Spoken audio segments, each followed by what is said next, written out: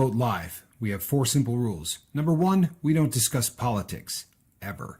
Number 2, this is not a religious channel, and while you might hear people say, God bless you, or I'm going to pray for you, or I wouldn't have gotten through this without my faith, that's fine. What's not fine is to say, my God is better than your God, or here's why you're not getting into heaven. It's not going to fly. Number 3, we believe wholeheartedly if you can't control your tongue, then you can't control your life. So while on board, there's not going to be any cursing in the live chat, period. And number 4, there is no room for mean people on the lifeboat. Because we discuss very sensitive things from people's past in our group setting, we got to protect those people. The only way they feel confident and comfortable discussing those things is in an environment that is free of trolls and mean people. So if you're a mean person or you're a troll, we're going to block you for life. And if your account happens to be less than 24 hours old, we're probably a little suspicious right from the word go. Why? Well, because there are people in this world who enjoy being cruel solely for the sake of being cruel. It's not going to fly here. But if you're here because you're trying to get sober and live your best life, then you might find that the lifeboat is just that, a lifeboat. I'm Captain Tommy Scoville, and we will see you on deck.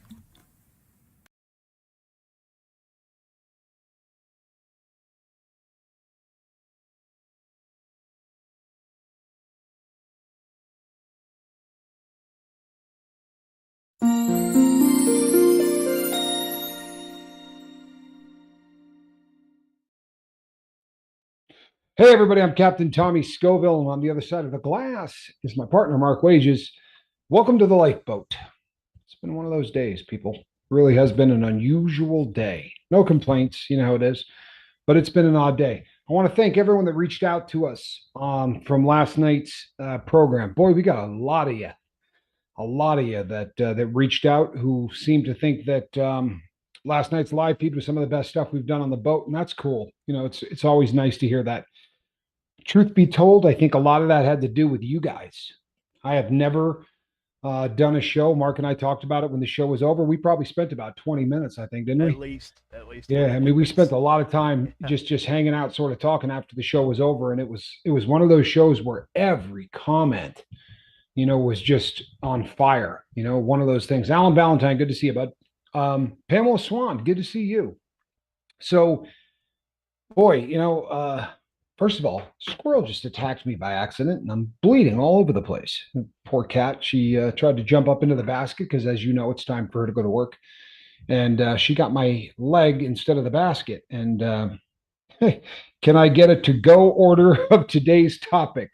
Rip. Yeah, well, let's make it a double. So, you know what, people? This is not a subject that is fun to do. Honestly, from the chair, this is not a subject that's fun to do. Mark and I don't like it, to be really honest, because it's difficult. It really is. It's a difficult subject to do, but it needs to be done.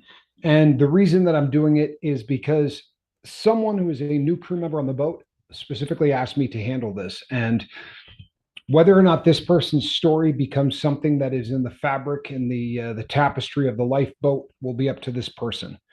For the time being, suffice to say that I spoke with someone that is in the life today, and this individual is still using, and the drug of choice is opiates. This individual for a period of time has had to work as a prostitute in order to support the habit. And you know, we don't judge anybody here for anything. You know what I mean? I'm a guy that robbed banks and hurt people to get my money. So I don't judge anybody that does anything as a way to take care of themselves.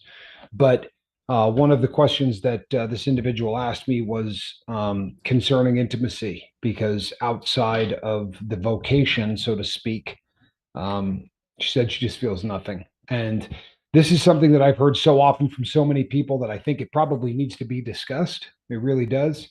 Because drugs change you and they affect you in many, many ways. And one of those ways, quite obviously, is the libido. You know, we can touch on sex addiction, but let's be really honest, people. Sex addiction is not any different than any other addiction. It's the malfunctioning reward center of the brain There are always slight variations with every single addiction. And with sex addiction, very oftentimes the individual who finds themselves addicted has lacked caring in their life from people. And they have learned to use sex as a way to connect. Other than that, it still boils down to a malfunctioning reward center of the brain. But what I really want to jump into on this is how this affects us when we're in rehabilitation. Because in theory, and let's hope that the vast majority of people who are watching this tonight are in recovery. For those who aren't, we love you absolutely just the same as if doesn't matter one way or the other. We all know that in order to be in recovery, first you had to be addicted. So if you're here and you're listening to the sound of my voice and you are currently in the life, we love you, man. And I'm not just saying that. We really do. We've all been there. We know what it feels like. And we would like to be here for you every single step of the way until you reach the base camp. We don't say reach the finish line because when you get sober, that's not the finish line. It's base camp. That's when you get to start climbing the mountain of life. That's when things really start to happen for you. And I think everybody knows that. Even in your heart of hearts, when you're in the life, you know that when you get sober, that's not, clouds open up, the sun comes out, and everything is perfect. It doesn't work that way, and it never will. Brandon Taylor, thank you, my friends. And please do that. People, hit the like button. It helps the algorithm. The big red button pushes us out a little bit further. We're dangerously close to clicking that 700 mark. I believe we're one click away, which would be really nice. The 2,700 would be great. But you know why we're here. We're here for one addict at a time. And if there's only one of you here, my partner and I would still be doing exactly what we're doing. M. Hunt, good to see you, bud. So, in recovery, there's a lot of advice that goes back to the very dawn of recovery, literally, right? To the 30s when this started to become de rigueur and people started to talk seriously about rehabilitation and one addict helping another. They would advise that you did not get into any kind of serious personal relationship while in recovery. And if you think about it, we've talked about it here many times. Vicky Brooke, good to see you. It makes perfect sense. Until you are comfortable with yourself, trying to take on the responsibility of someone else at any level is usually a difficult thing to do.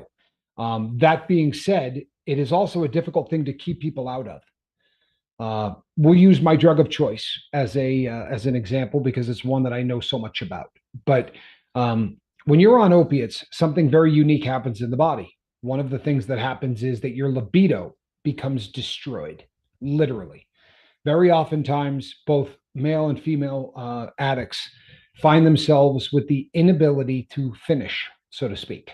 When you become addicted, it's not that you can't have sex, it's just that sex will go on for 2 weeks before you're able to do anything to bring it to a close. The reason being, it is a painkiller, right? So what it does is it numbs nerve endings, all of them, right? Every single one of them. So sex basically becomes destroyed. So as your brain starts to come out of that, it comes out of it way before your body does. And one of the things that happens after somebody quits is that their libido tends to catch fire. And very often this leads us into making steps into relationships that are maybe ill-advised. Maybe we're not quite ready for it yet. They usually advise that you have a year sobriety under your belt before you start to move into a relationship. Anita, thank you so much. I really appreciate that. Here's what you. Such a good comment, Tommy, on over on Wages World also. So I just wanted to Oh, say thank Anita, you for that. Yeah, I really thank you. yeah, she's been sending people our way, so which is awesome. So that means the Canada world to her. says, without Wages being on Marf talking about the lifeboat, I'd have no idea about this wonderful channel. Thank you, Wages. Yeah, you know what? I'm with you on that. Thank you, Wages. Mark, I mean that. That's Love good all you stuff. guys. Really And do. yeah, it's a great group of people. It really is. And it was funny because today I was trying to explain this to people that had never been to the boat, and it's such a challenge. Even if you're the cat sitting in this chair, trying to describe what we got here is just so difficult. However, let's get into the nuts and bolts of what happens. The person I was speaking to today, who, you know what, people, I'm not gonna try to dance around this because it's just gonna take up half of the show, right? This person sells their body.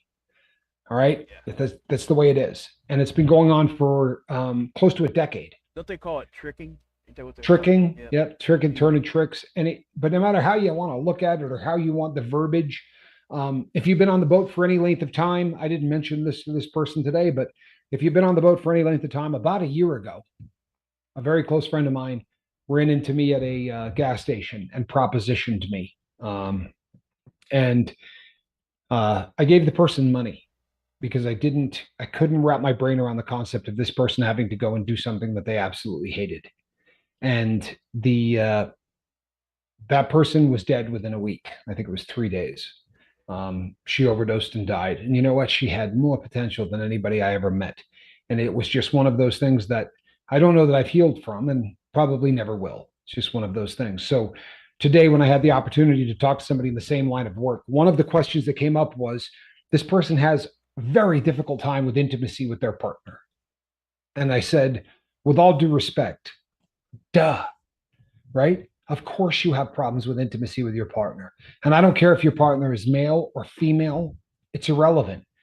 For the longest time, and I think that this is worth talking about because many, many people end up having to either steal, right, or sell themselves as a way to support a drug habit. And very often for men, we steal, and very often for women, they sell themselves. Although it goes in both directions. I knew women that stole stuff, and I knew guys that sold themselves. Desperation breeds, desperation, and it's one of those things that gets people to do things they normally wouldn't do. But if you're trying to have intimacy with somebody, and for the last 10 years you've been addicted to opiates, and you've been getting the money by tricking, think of what's going on in the brain, because I think this is important. Number one, you have a substance in your body that is going to kill your libido, plain and simple. Then inside the body, we have this striatum. This is a part of the brain that just deals with muscle memory, for lack of a better way to think about it, right? You start reaching out to grab something and you feel heat. You don't have to go, that feels hot. I think I'm going to pull my hand back before I get burned, right? You just go, whoa, and your hand goes instantly back. You don't make a decision to do it. That's the striatum. And the striatum in addicts takes that to a whole new level, right? Because if we're feeling depressed, the striatum says, do a bag of dope. It's always worked in the past. I just got a promotion at work. Really, life is great. Do a bag of dope. That's what you always did in the past. It doesn't matter what you did. You just continued to train it like Pavlov's dog. And the reactive part of your brain is going to demand that you do drugs every time something happens. So if what you've been doing over a long period of time is to sell yourself, then you're going to view intimacy through that lens. You haven't been having intimacy. You've been having sex for money. And it is a completely different concept. Intimacy, although sex is a part of it, it's not really the big part of it. It's the sharing of an emotional connection that you have with somebody, and the physical becomes sort of the pinnacle of that. Some women can't even get there unless they have that. Well, there are a lot of people, and men too, that, but more so women. It's one of those situations that it's a very fine line that we walk, right? It's like concentrate and relax at the same time, right? Hurry up and wait. All of these different like conflicting emotions that are part of this. But if you've been drugging yourself, hello, Heather, great to see you. Sexual abuse as a child will affect it as well. You're damned right it will. Absolutely it will. Well, Vic, and by the way, I did. Go ahead. Vicky had actually a very interesting question. She was asking if it's anything related to like the addiction part of it is also, could that be part of PEDO? I'm not going to say the word because it'll kill the video. But yeah. Here's the thing. That phrase that Mark didn't just say is a mental illness. There are people in the world now that want to say that people who are sexually attracted to kids are not mentally ill. They can go have intercourse with themselves. If you are attracted to a child, you're mentally ill. And it is a mental illness that, according to science, and I've researched this, I'm not just being a jerk, it isn't treatable. Doesn't mean you can't go to counseling so that you can try to avoid doing it, but you're always going to be aroused by what arouses you. And I'll be honest, people, and I hope that if anyone's listening to this, they take it to heart. If I woke up tomorrow morning and I was sexually attracted to a 7-year-old, I would take my life.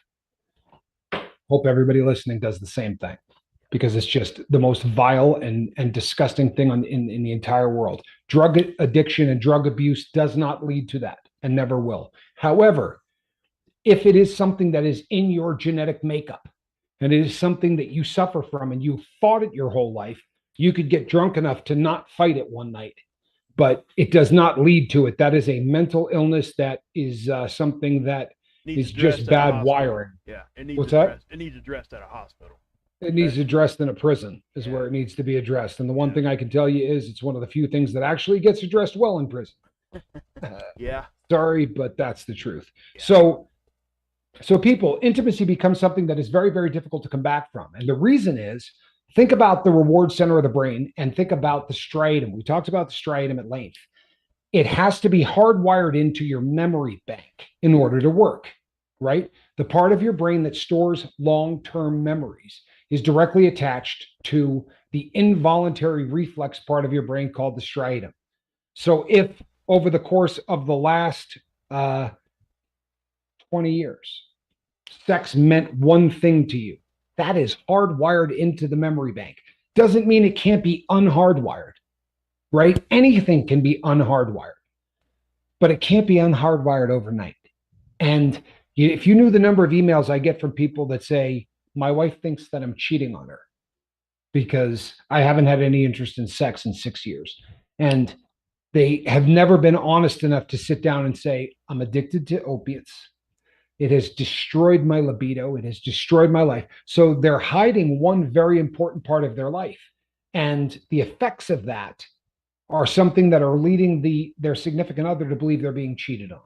And anybody that is in the audience right now who has been addicted to opiates can tell you that you lose interest in sex. You lose interest in everything. You know, your libido quite simply goes away. Now, is this for everybody? No. There are exceptions to every rule. But the vast majority of people are going to completely lose interest in sex. Now, if you start coming back out of the addiction and you begin recovery, it probably isn't going to be the first thing to come back. In some people, it may be, but more than likely, it's not going to be, and it's going to leave people's significant others really wondering what's going on. Very oftentimes, when somebody gets on the boat, they have a life partner who was not addicted to drugs. The best thing that you can possibly do for these people is to communicate. You have to understand that if you're not trying to be intimate with that person, you're sending a battery of signals to them that I assure you they're misinterpreting. Most people assume that if you've been with somebody for 3 years, 5 years, 10 years, that intimacy is just a part of the relationship. And if a year goes by with no interest whatsoever, well, then there's only a couple of reasons that the normies on the planet will assume, right? You're either cheating on me, you no longer find me attractive, right? Or you no longer love me. Your job coming out of addiction is to make your significant other realize that that is not the case. I'm going to say that again. Your job as someone that loves the partner that they're with is to make them understand that, number one, you love them. Number two, you still find them beautiful. And number three, you wouldn't dream of cheating on them. That the problem is this damaged your brain.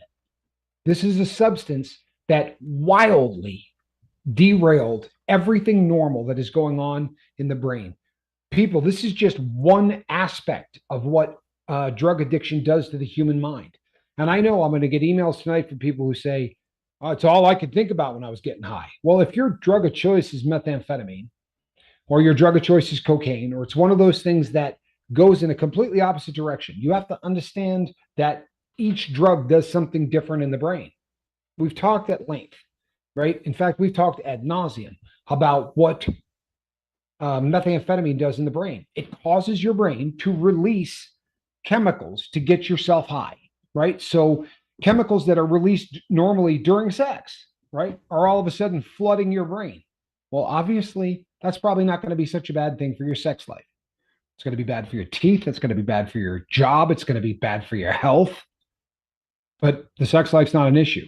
In fact, it ends up being a completely opposite situation where the exact opposite happens. A person quits doing methamphetamine and goes straight and all of a sudden doesn't want to touch their significant other. Once again, Your job is to communicate with the people you're with. You need to make them understand that, you know something, hun, for the longest time, my brain has been flooding me with chemicals that make me want to touch you. And now that part of my brain has said, I'm not flooding any more chemicals into your body until you give me meth. And I'm not planning on giving him any meth. So until everything sort of levels out, this is going to be a part of something that we're going to have to deal with and we're going to have to work on. It's amazing how many people, wow, full of hope. Wow. Wow. This keeps the lights on in the boat. Inflation here is terrible, but I will always have electricity to spend my hour on the boat with Tommy and Mark. And my best friends. Love you all. You know what? You're awesome. Wow. Yeah, you really are. And that's, Just the words thank were you. awesome. None of, you know. Yeah, exactly. I mean, the generosity, but just what a beautiful thing to say. Yeah. Hope we love you. Yep. We really do. That's humbling as hell. It really is. Yeah, exactly, man. Thank you Wow. so much. Yep. But this is one of the subjects that we talk about on the boat. We don't talk about it a lot, but this is one of the subjects that we talk about on the boat where the people that need the most out of this are not the addicts. Do you understand how different this is than almost everything we talk about? Recovery is self-centered. It has to be. It has to be wildly self-centered, or you're never going to get sober. You have to focus on yourself, and you have to focus on what is more important than anything in life, which is getting sober. And very often that's at the exclusion of all else, right? I've said it before. I am a firm believer in God, but the most important thing has to be me staying sober, or there won't be a God. I am a firm believer in the lifeboat, but if I don't stay sober, there ain't going to be a lifeboat, right? Friends, me and Mark, every relationship I have, the linchpin of every one of those is the fact that I'm sober today. If that stops, I'm not going to have Mark. I'm not going to have a boat. I won't have a relationship with God. I won't have anything. So it is a very self-severed endeavor. It has to be. However, once we start down that road, anyone who's still in our life, we have to start reaching out to these people and making them understand that nothing is their fault, that we take responsibility for who we are, right? Own it. We've said it from day one. You got to own it. You really do. It's how you get sober. You admit that these things are your fault and everything else. However, you're going to have a really jacked up sex life. You are. Doesn't mean it's going to be that way forever, but you're not going to get to the part where it gets really good. If you let your significant other think you're cheating on him or her, you don't love her, or that you no longer find them attractive. And you have to understand that those are the three default answers to he hasn't touched me in 9 months. He obviously is cheating, or he doesn't find me attractive, or he no longer loves me. And you can keep saying to the person, you know what, I love you. That's not going to get it done. You have to sit down and say to them, let me explain to you why I have not been chasing you around the house. Let me explain to you why I am not the guy that I was on our wedding night, or I'm not the gal that I was on my wedding night.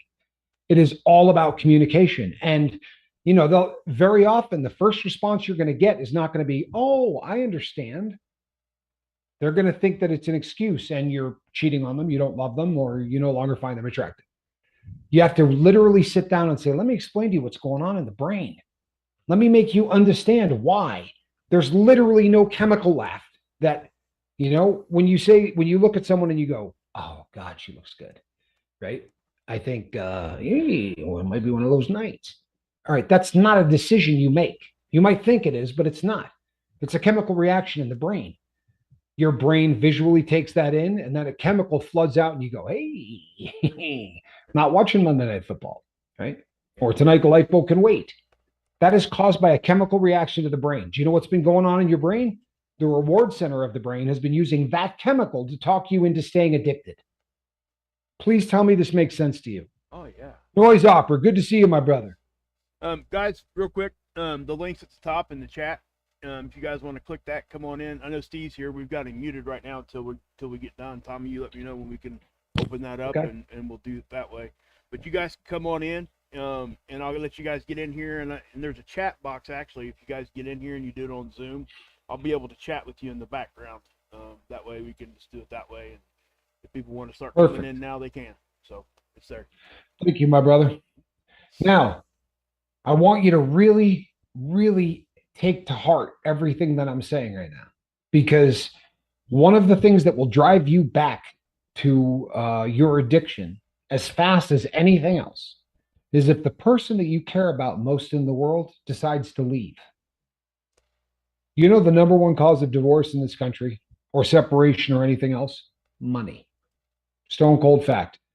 Thank you, Brandon. Tough subject. Yeah, it is a tough subject. There's no question. No question. This is a tough subject. The number one cause of divorce is money. And let's be honest, if you've been strung out for the last 10 years, where's your money gone? Okay. Yeah. So this is damaged relationships for start. In the top three is intimacy, or the lack of intimacy, which very often is interpreted by your significant other as meaning, I don't love you.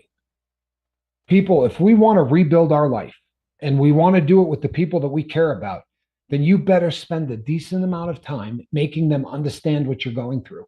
And I can't begin to tell you the relief when they actually understand this. Drag them by the channel, right? Let them listen to this episode, or pull up any kind of information and read about it on the web. And when they read that, good Lord, no one on opiates, has any kind of sex drive at all, the sky will open up. It'll be that moment, and they're going to give you a break. They're going to become part of the team. We've talked about this a million times. How many times has Mark Wages said, you know why I never relapsed? Because I got the greatest support family in the entire world. Yep. Heather is there for him 260%. And there's, their communication is great. They have a great relationship. This is a huge thing. But if you do not communicate with the person that you care about, then you don't have a relationship. So, everybody is in agreement. This is a difficult subject to talk about. And I'm just talking about it with a bunch of people I've never slept with. Right? Imagine the difficulty in having this conversation with somebody that you crawl into bed with on a nightly basis. The other option, you break their heart. The other option is you leave this person wondering one of three questions. And if it sounds like I'm beating this to death, I am. They're going to think you're cheating, you don't love them, or you no longer find them attractive. Did you catch that? Do you want the person that you love thinking that any of those three things are a reality? Because I know you don't believe that. We know you don't believe that. Hit the button, says Blue. Thank you, Blue. Really appreciate you. Awesome. That's right. Hit that button, people. Hey, Vicky, I know you asked about, I'm giving you a link right now. It's also at the top of the chat. You can either click that, come in through Zoom, or there's actually a phone number there you can dial, but you'll have to enter a meeting code and then a password also. All that stuff's at the top in the chat, and I understand that that's more than just dialing a phone number. So the easiest thing to do, guys, is to click the Zoom link. It's just so much easier. But just so you know, it's there. Right, no question. She asked. So now, if by some chance you are not with a significant other, right? If there's no one in your life that you need to communicate this with, I had an email, this is in the last 3 days, from someone who said to me, how long do you think it's going to be before I will be ready for a relationship? Because as of this moment right now, I honestly, I don't even look at women and feel anything. Well, my response was, a time is going to come where you're going to look at women and you're going to feel something. This isn't rocket science. At some point, your brain is going to get back on track. And when that happens, it's going to be painfully obvious to you. In fact, it's going to not just be something that is normal, it's going to be something that is almost abnormal. If you're my age, you're going to start feeling 18. And at that point, obviously you realize that part of the brain is now working. The big admonition is that it can't come before sobriety, right? Very oftentimes someone with 4 years of sobriety finds a girl and, the girl goes, hey, I'd love to go out for cocktails. And you're so wrapped up in the libido and you're so wrapped up in the, oh my God, there's a girl and she's talking to me and I'm actually attracted to her, that you go, yeah, I could have a couple of them, and the whole way there, you're talking yourself into it. I'm only going to have 2 drinks. I don't want this girl thinking I'm an alcoholic. I don't want to talk about this stuff right out the gate. I'm just going to have a couple of drinks. Seriously, that story is being told in 1,000 AA meetings across the country right now. Right now. So, first and foremost, before anything, people, your sobriety comes first. If it sounds like I beat that to death, good. Good. Yep. Because nothing else is more important. Kelly Smith says, I don't have a problem with sex addiction, but my son does. He is locked up, and his letters tell me that he is going to continue with his. It's just adult entertainment, and I need to get over it. Here's the thing: it isn't just entertainment. It isn't. I'm sorry. It's and this is so documentable. It's crazy.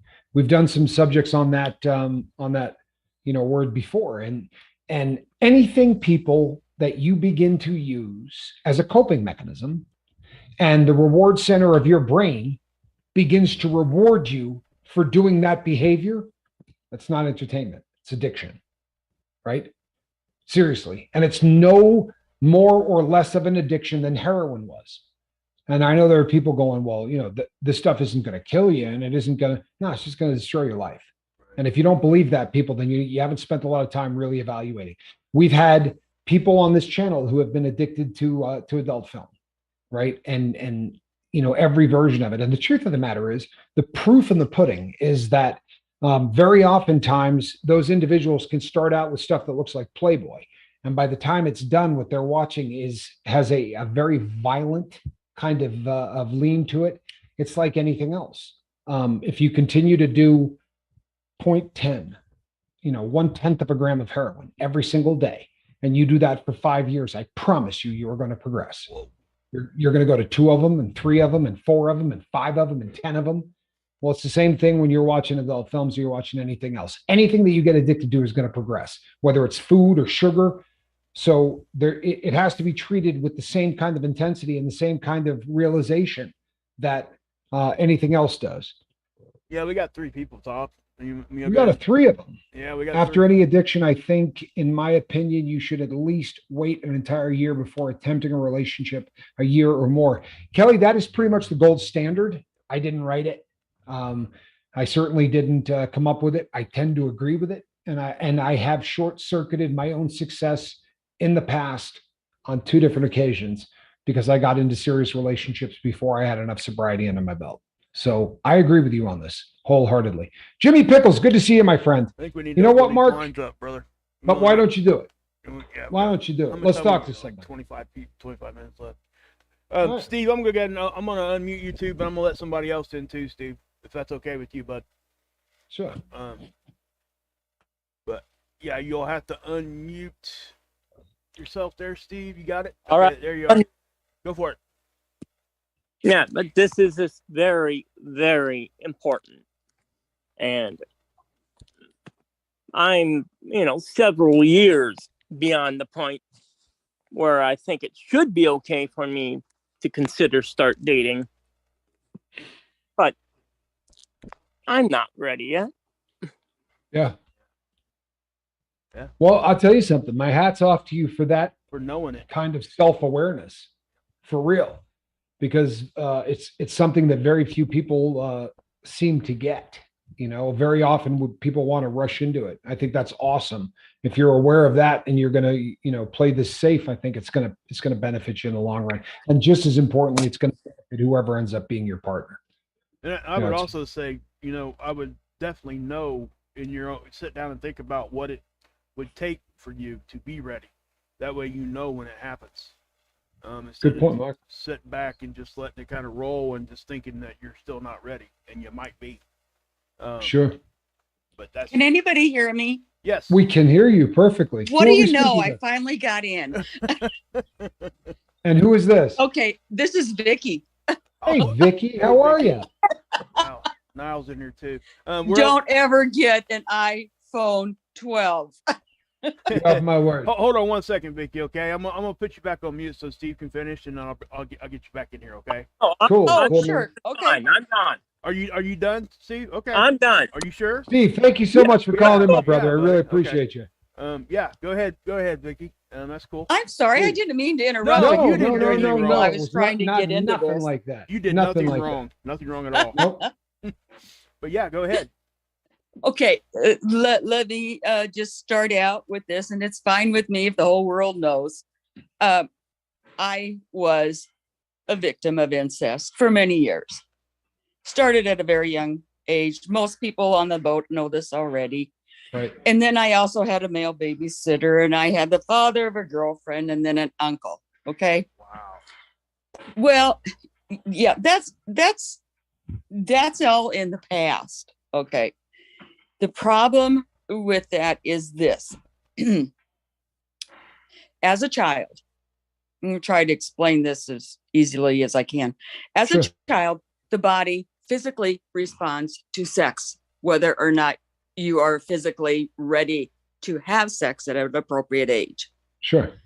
Okay. So then, as you get older, you automatically want to take care of that desire because it's in you.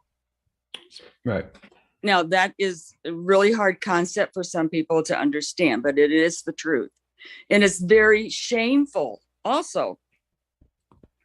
So getting away from the shame as a child, becoming an adult, and then trying to be responsive, you have a shame factor. That is also an addiction. Shame can be an addiction, as hard as that is to understand. It is. No, I get that. Yep. Believe it or not, I get that. Yeah. So It this is.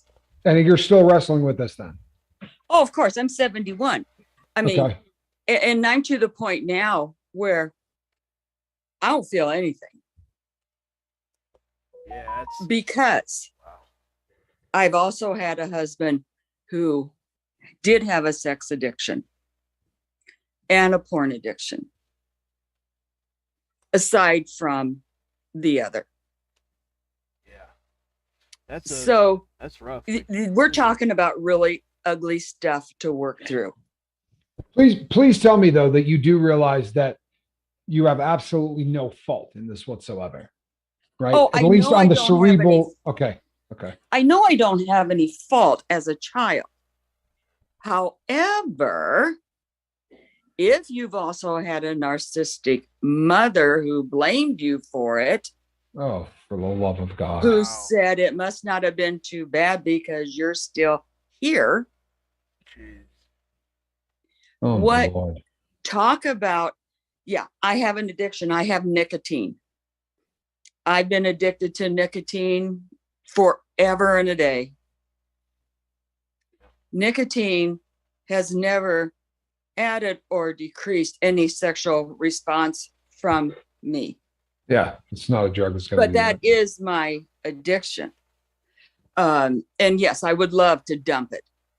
right. It's very expensive for one thing, and it's not good for my health. No And question. it messes with you. It So does. it's a monkey on your back. I know it is. Yeah. But it's important that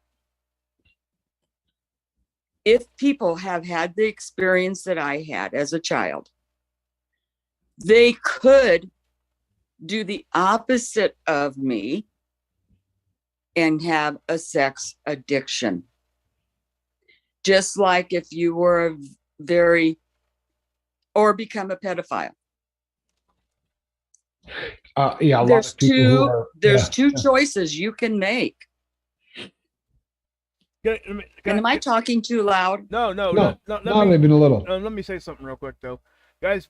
When you come in and we're talking about subjects like that, please try not to use those words. Yeah, the only reason we okay. said that, No, it's it's just okay. the P word It's in okay. particular. I- Don't worry about it because you Yeah. don't know. But Yeah. the P word in particular is one that the big red button will freak out and bury. But no fear, no foul. You're good. You did You you did know nothing what? wrong. You did nothing wrong. I understand that it is, but isn't it ironic that there's websites that they can be on and it's perfectly okay? Yep. But you can't say it. Right? Makes a lot of sense. Does this make any sense to anybody? Yeah, not- Or am I not a lot. totally in the dark? No, No, you're, not a you're, lot. you're on point. You're on point. You know what, Vicky? The I can't even begin to put into words the Well, I'm not amount of asking you to respect. fix No, me. no, no, no, no, no, and that's not what I'm saying. Can you see but- me? No, we're Not anymore. we don't- Great. No, not I'm anymore. glad. The I it am took- it not takes at a- my best. it takes a tremendous amount of courage to come on a on an international program and just be as open and honest as you are. And Well, I I think can't be that's anything but amazing. me. You I know what can't. though, Vicky? A lot of people aren't, and I don't know whether or not that's something that jumps out at you. But you talk No. about shame on a level, but to be able to come out and say what you've said means that there's a lot of healing that's already happened. There are so many people that for their entire life will bury this into a part of them that will literally eat them alive. the fact So- that you're here, you're helping. Right. others. Yeah, Well, you absolutely are. I I promise you. want You are. people to understand addiction does not translate to shame. Thank you. If you have an addiction, you have an addiction. I have an addiction to nicotine. I'm not ashamed of it, but I have it. Right. The addiction is not me. I'm a separate person. Amen. Do you understand? Am I making any sense Well, here? Perfect. well said. Very well said. Perfect. You Okay, are so much so- more than your addiction. Absolutely. And I loved my husband and I loved the men that I was in relationships with. And I would have given anything to be able to feel something. But it wasn't there because of the shame. Now I am going to be going to counseling and therapy to get rid of this shame. But let's face it, I'm 71. I maybe have 10 good years left. And just once in my life, I would love to live with somebody that didn't abuse me. Abuse is very, very ugly. And when people are abused in any manner whatsoever, if they do not address the abuse, I can almost guarantee you will have some form of addiction. Well, and very often, as crazy as this sounds to anyone else, people become addicted to the abuse. Yep. They honestly start to believe You that can this is be. what you can. They become Yes. they truthfully believe that, well, obviously this is what I'm worthy of. And I had this last time, and they put up with things that they should never put up with because they begin to believe that maybe that it's something in them that draws it to them or whatever. And you see patterns where they go from one abusive relationship to the other. And I don't care if you're 105, to Yeah. break that pattern, you absolutely deserve exactly what you were just talking about. And I'll tell you what, I think it's in your future. I really do. Yeah. You're so far ahead of the game. I don't know that you really have a handle. I speak to Well, a lot of people who wrestle yeah. with the exact same thing. And just I am not, I'm sorry, I No, am not go. a victim anymore. I have survived this. good for you. Yes. I have. I mean, and I'll be real honest with, I don't care who's listening, No, but I really don't, because this needs to be said. amen. I don't care what it is that happened to you or what you're dealing with now. You are still a work in progress. Yep. You're not done until it's done. That's right. And You're not. No, And to have shame is something that if you can't dump it on your own, you need to get help. that You can, absolutely have to. You cannot get out of it on your own. I've tried. Agreed. I can't. it leads to a lot of other things. And it does. That's It like she does said. You're lead to a going lot to of other fall into things. addiction. Vicky, but when we do end this call, I'm not ending this call, but when we do, please do me a favor. Scroll back about 40 comments and read the things that people have been saying. Yeah. So that you honestly, I do not want you to get off of this live feed and not Okay. have a handle on how How you're affecting people. reacted to the things that you said, because I think it's really important. Yes. Well, really- it's just how I feel. I mean, I've had 2 years of constant healing. I have said no to about 4 relationships for the simple fact that I will not have sex until I feel safe Good for and you. until I know that person. And I mean, I'm as open as I can be about this Good for because I you. think it needs to be said. Yeah. Yeah. It takes people like you to Don't get it out do there. it. It really does. Don't do it if it doesn't feel right. Don't do it. If they're mad at the first time you say no, they're not your friend. Get out.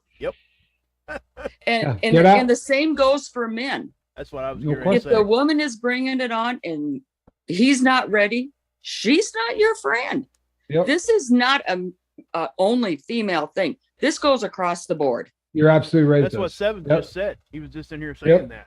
You know, he's not ready to date yet, He's not ready. and he's not ready. He knows Yeah. it. So, you know, it does go both ways. And thank you for saying that, because that's a point that most people would not It does, even get. because I want people to understand, just because of what I had an experience with, or maybe what a male had experience with, does not mean I'm bashing men, does not mean I despise them, does not mean I don't like them, doesn't Nope. mean any of that. I do like men. I Yeah, you do didn't come find them across that way attractive. at all. Yeah, you didn't Yeah. come across that way at all. Yeah, I'm not bashing, anybody. I'm just saying there are certain sicknesses, as you said, like the P one, Yeah. that can cause damage to someone who would not be otherwise had any problems with it. Yeah. Yep. Yeah. And it's really sad. And you're right. It can't be fixed. You can get Can't better. be fixed. I mean, No. you can feel better, and you can move on, and you can, and get past it. But as far as fixing it completely, I kind of feel that way about my addiction too. It's a work in progress that's always going to be in progress. Of course it is. That's how I look at it. But It is a work in progress. And I've gone through, I don't know how many decades, it seems like, of therapy. And I keep going in there and I keep saying, shouldn't I be done with this by now? But, Yeah. and they always say, you're a work in progress. And I guess when you start out from where I started out, Yeah. and I've gotten this far and I'm on my own and I live alone, and I'm physically disabled, but I can still take care of myself. Full of hope actually It can be makes a done. Full of hope actually makes a great comment here, and I think it kind of applies. Forgiveness is huge in what she's doing, and I would add to what she said there is that you're not forgiving for them, you're forgiving for yourself. You are. You got to forgive them to to the level. You don't got to accept or anything that what they've done. No. You just got to be able to get forgiveness. So that hate big- isn't an anchor around your neck. exactly Right. Well said. And I did get to the point. I don't hate my dad. I don't hate my mother. They're both deceased. I was the best daughter I could be. I don't hate them at all. They have been forgiven. They've all been forgiven. Wow. And that is such a weight off of your shoulders. Bitterness and anger and stress will kill you. Yes. God bless you. Oh man, that's awesome. It's awesome to hear. It really is. They're saying But right they now will it's inspiring. they will kill you. Yeah. You know what being though? It's Being mean to somebody else is not going to make you feel better. It'll just add more shame. but do you know the number of people, Vicky, that are out there with slights this big who walk around saying, I can't forgive, my mom and dad because, they didn't get me a car at 16, so Yeah. for, we live in a world right now where being a victim is almost like a badge of honor these days. So for you to come in with, what you've lived through and say, I'm not a victim. I'm not living that life. I've forgiven these people. I'm moving on, Right. and not, I think, it's heroic. It I mean, really I is. still have a sense of humor and I still have fun. And, I can't play baseball anymore, but or go bowling. I'm not a No. real exciting date. You want to go dance? Can't. Want to go bowling? Can't. Want to go I'm there golfing? too. Can't. Yep, I got that one. Wait for it. Says forgiveness kills hatred, and it's It does. Forgiveness kills hatred. Yes, it does. And for all those who do believe in a higher power or God or whatever, Sure. it was explained to me this. If you actually believe that the higher power or God or the universe has forgiven you, what makes you feel that you are even above that? that Yeah. you can't forgive Well yourself. done. Yeah. Well done. Yes. I absolutely am a firm adherent to what you just said. I said that to somebody in the last 2 or 3 days. I got to agree with you. And wow, please do me a favor. Don't mess up and get off of this live feed without Oh. backing up 6 minutes and reading those You got to comments. read them, girl. I'm No, telling They you. I really won't, are. and I You won't. should. But I think I've taken up enough of everybody's time. Oh, Maybe you know what? somebody else Please wants call to- back. Listen. Yeah, we have Call somebody in. on the line, Yeah, but please but- call back because this has been Yeah. amazing. Yeah, Yes. and Vicky, again, you're an the reason that inspiration. I'm not usually here on a live stream is that I have two 90-year-old plus neighbor ladies who I do visit with every night during You guys this go time. bowling and dancing. Yeah, we go bowling and dancing. But you know, I love them dearly, and they're always wondering Good where for I you. am. So Good for you. I do try to spend time with them. That's Yeah. great. So- That's awesome. That's, And yeah. you know, but I'm going to get off the phone now. It's been Vicky, we great. love you. Yeah, What a we- great call. Good Lord. Thank you, What a Vicky, great for call. Well, I sharing all hope it that. helped. I really hoped it helped. Read the Yes. comments. You wouldn't have to hope. You'll know Read the comments. We'll immediately. take all it hope out Well, of it. I know I'm kind of a hit or miss on live streams, but Well, it's you not hit it. because You I hit don't it want tonight. to. Yep. You hit it tonight. That's a home run for sure. Yeah. Okay. No Well, I love question. you guys. I love all of you, and you're always all in my prayers. So Back- I'm well, going to hang up now. I don't God know how, bless but you. maybe you should hang up, and then I can hang up. Don't get an iPhone 12. Back at you. See you. We'll see you next time you come through. Okay. Hey, Mark. Yep. Talk to you Wow, later. what a Bye, call. Captain. Bye. Thank you so much. What a Yeah, call. thank you, everybody. Yeah, that was nothing shy of amazing. No, Tell you what, let's get him in here. Yeah. No, I just got you off. There you go. There you go. No problem. Can you hear me? Yeah, we got you. Yes. Great No, to hear how from are you you? guys again. Hey, what's up? Doing okay? Absolutely. Awesome. Absolutely. I think it's, I was just listening to, I think that woman's name was Sarah or Sandra or something like that. Vicky. Vicky was on. Vicky. Oh, I'm sorry. That's okay. Amazing, Yeah. huh? Yeah, I got disconnected, had to reconnect. I think this subject is, wow, it's massively important in the life of any addict, you know. It's probably one of the symptoms, in inverted commas, that we are uncomfortable with, that and emotional connection with people. And then in our early years of addiction, serious addiction, we kind of put sex right up there with our addiction. Oh, We yeah. feel kind of superhuman. Yeah. We feel like almost sort of pornographic in our Yeah. ways that we associate with people. Yep. And Freakier the Um, better. You're keeping score. absolutely, and we tend to hurt people very, very badly during this period of addiction, because we tend to manipulate emotions with the opposite sex or the same sex or whatever sex it is. Sure. We tend to manipulate their emotions because we're kind of coming from a completely different angle that they're coming from. We're coming from the angle of that our addiction is our symptom of what is wrong with us. Now, Vicky was talking about her abuse in great detail, but it doesn't always come from that area. Mostly, not mostly, but a lot of the times it comes from the area of just being sexually kind of insecure, you know. But our drug of choice, I'm talking about the early years, Right. gives us this false sense of virility. You know? It gives us the ability to be involved in every aspect of another person's life, and we forget along the way that these people might be falling in love with us, but Sure. emotions are something that we don't actually encourage. You know, we're Well, we always in the manipulate them at every turn. we emulate. So, I think this is it's a very difficult subject to handle. It's probably, Tommy, if I was to be honest with you, it's probably the last hurdle that we'll have to get over. And I know on this show you don't want to get into specifics, obviously, but it's probably our sexuality as addicts is not to do with whether we're straight or gay or whether we're abused or whatever. It's to do with what we are trying to hide.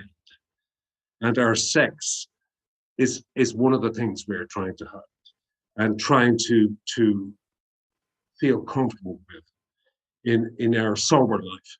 And it's probably the most difficult thing to come to terms with. Like, I'm 54. I haven't had sex in 3-4 years. If I never had sex again, I wouldn't miss it. But there was a time I couldn't go a day without sex. Right. Had You this know? conversation with someone today, actually.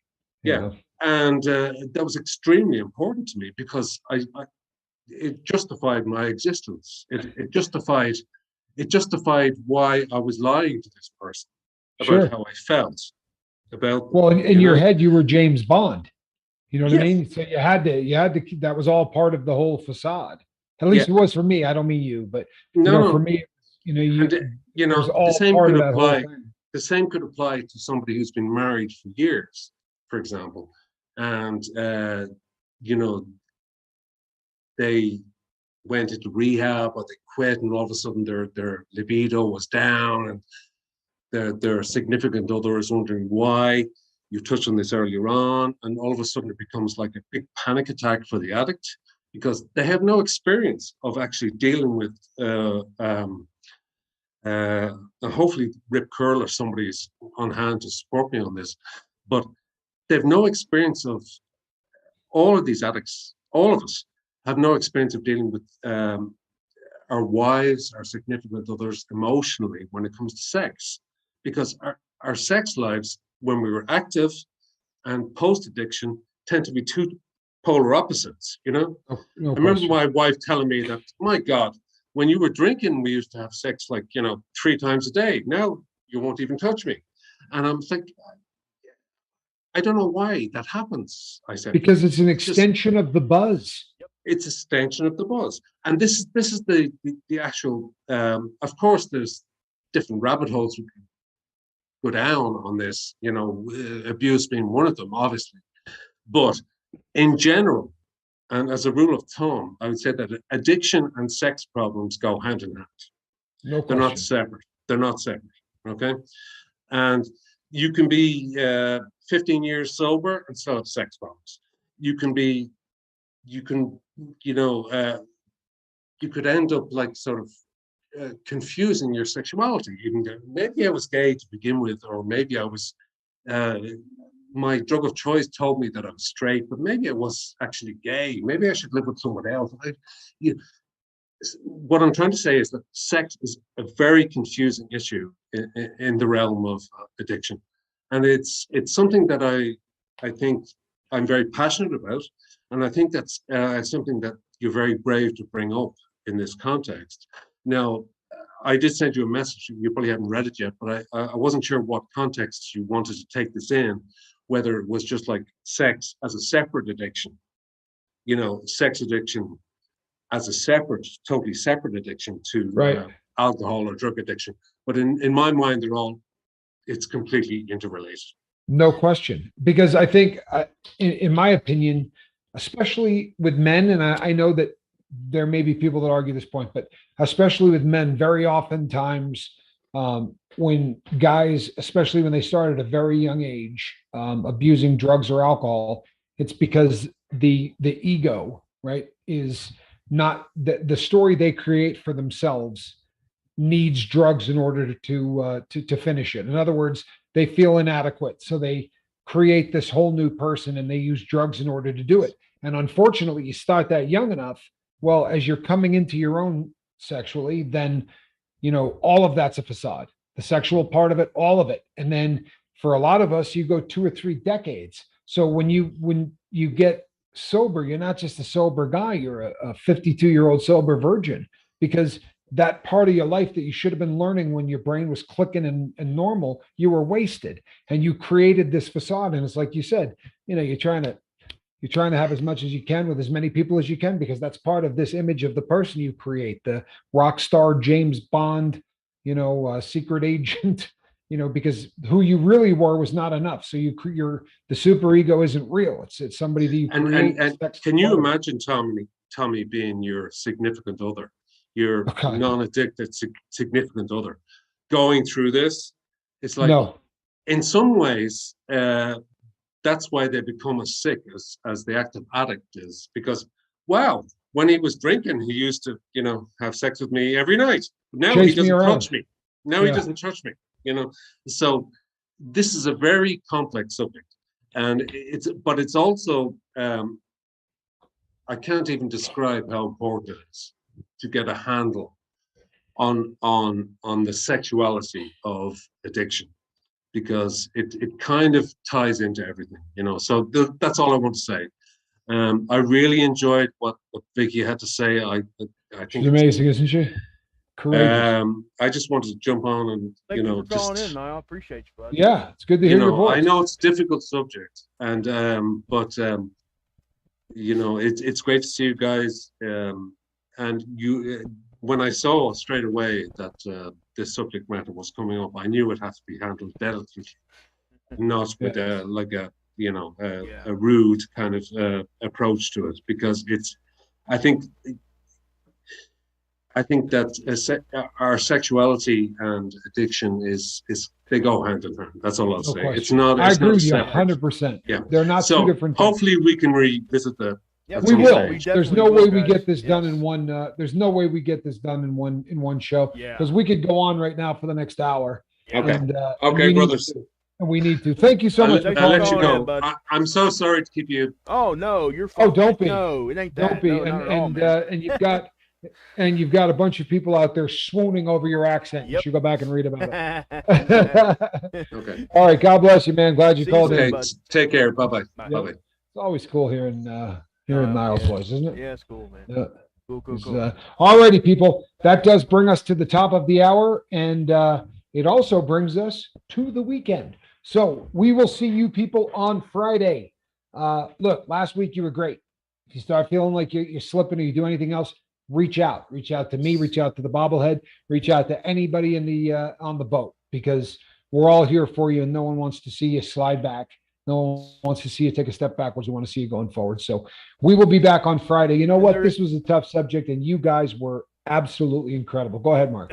There is, for anybody new, there is a Facebook group that, me and Tommy don't usually go over there. It's for you guys. So please go check that out. It's in the description box if you're having problems, if you want to talk to somebody. Please go check that out. Good call. All right, people. We will see you on Friday night. In the meantime, you can come back, catch any of the shows you missed, and just saying, a couple of you missed a few on Tuesday. So come on back and check those out. We love you, people. Or what was it? It was our Tuesday. I don't know what day it was. All right, people. Yeah, we will see you on Friday night right here on the Lifeboat. I'm Captain Tommy Scoble, and on the other side of the glass, Mark Wages.